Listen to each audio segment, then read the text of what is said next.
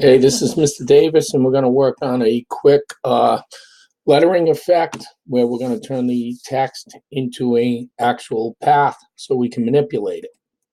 So I'm going to start off setting up a document that's 800 pixels by 600, and we're going to hit create. Now, what I'm going to do is go up here and get the text tool. I'm going to click in here. I'm going to type graphics.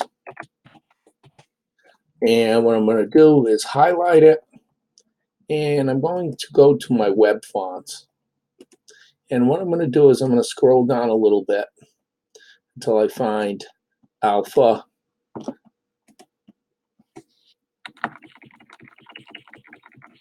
Fab 1. There we go. And just so that you can see a little better, I'm going to change it to 72 points. Now you can see that I have a big, thick lettering style that has some really thick serifs that I can do some manipulating with later on. Now, right now, this is text, so you want to make sure that everything is spelled correctly, because once you convert it, you cannot go back and change the spelling. So what I'm going to do, there's two ways you can do it. You can right-click, convert to path, or you can go modify, path, convert to path. There is a Control-Shift-P shortcut also. Now you can see that it's a shape, and we have a nice bounding box. And what we're going to do is take our handles, and we're going to stretch it out so that it's fairly good sized, just like that. Get it in the middle. Take my color here, the fill, and what I'm going to do is I am going to go to a linear gradient. Okay, and it's going from left to right. I would like it to go from top to bottom. There we go. I am going to take the white, click it, and change it to yellow. And I'm going to take the black. I'm going to change it to a bright red. Now what I'm going to do is click off, and I will add some sort of border.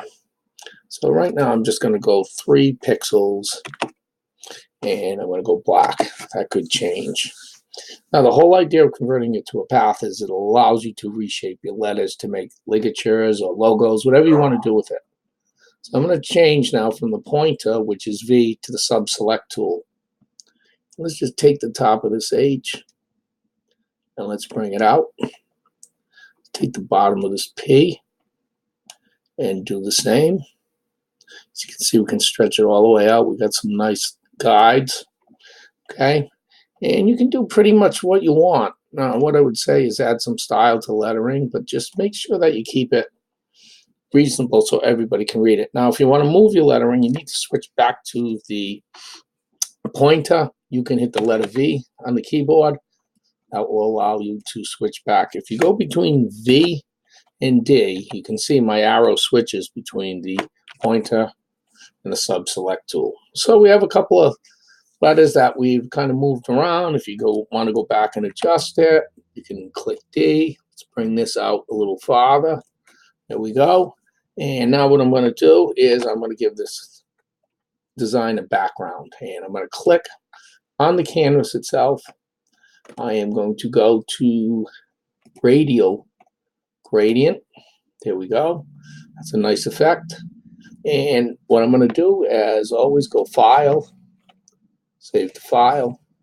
And what we want to do now is I'm going to call this text effect. And hit save. If I want to take this design and I want to put it into a slideshow or put it on a Google Doc, what I would have to do is go File, Export. And in this case, because we have a background, I would choose JPEG. And now we have 2 files, one to re-edit if I want to add to it, and one to insert into some sort of document. That is converting text to a path so that you can make some nice logos. And next lesson, I'll show you how to put some shadows on this design. Thank you.